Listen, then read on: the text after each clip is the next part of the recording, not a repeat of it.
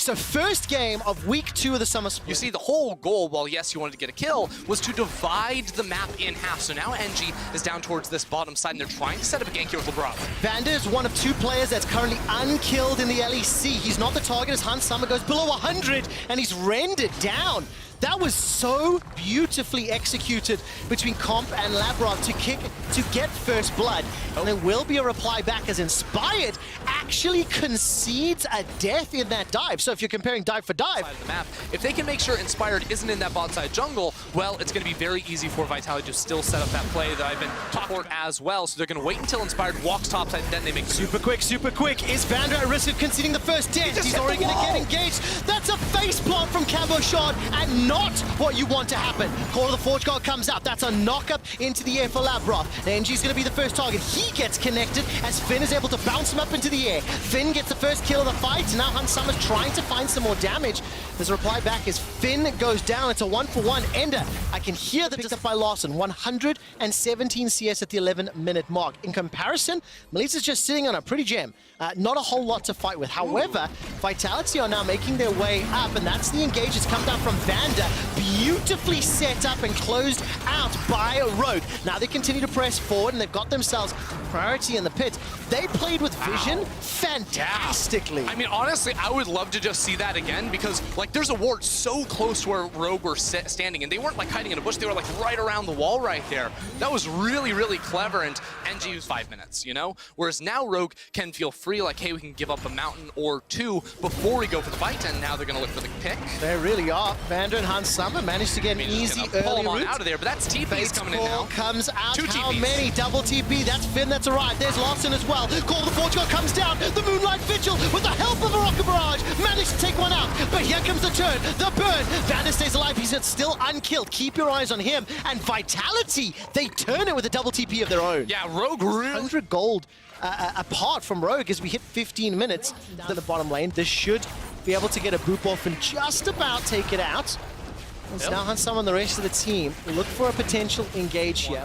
But they're a little slow on the map play because they took 2 resets. No one's in the top lane. This is where Vitality should be trading a top lane turret. If they decide to lose control over mid lane, which may end up beating this tower as well. And Finn is waiting in the wings. There's a potential engage over the wall with Call of the Forge God. He's holding onto the trigger for now. The Vigil was thrown out by Hans Summer. It is enough to force NG away. Now the turret goes down to... Hans Summer will get from Legend Bloodline, you know, the overheal as well and all these things. But there's a turret gold tool too they have to deal with. Indeed. I mean, look, Finn is going to be the target here. He's going to get run down. Call of the Forge God is interrupted. I mean, 3-on-1 between 2 towers.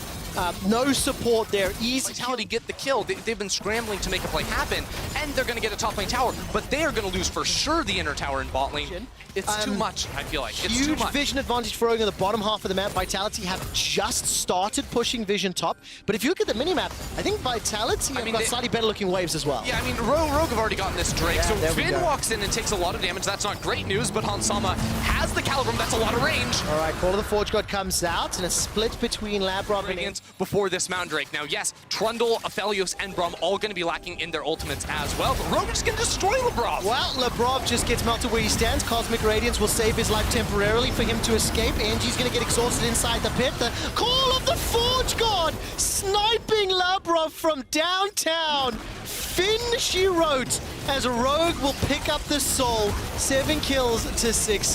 The gold lead is insignificant in comparison to how far ahead Rogue are as a team. Lose the game 3-0-1, by the way, for Larson. He had the rapid fire cannon just before that fight began. Might be able to burn down anyone, but just showing the difference in ability and understanding between teams who both looked fairly good during the course of week 1. Rogue are now going to be on this push with Baron buff. Look at the minute. NG flank, it worked out great 20 minutes ago. Now they're further behind, but here he comes around on the side. Well, he stood on top of about 1 million wards. Easily spotted out. Rogue simply don't care. Call of the Forge God's available and finally gets used. Cosmic Radiance is thrown out and then simply arrives too late. It's too little. All right. It does not matter. Rogue are going to be able to find themselves some additional kills. Cabo Shot standing on the front line, tries to charge up the queue, and will go golden just to buy some additional time as Comp is being burned down. He can't even get close enough in range to start chucking out some of those spears. Cabo's Ghost gets burned down. It's a 5 versus 3, and Rogue have been in control. It is a very dominant victory, but not a stomp victory. Does that make sense? Like, they've been in control.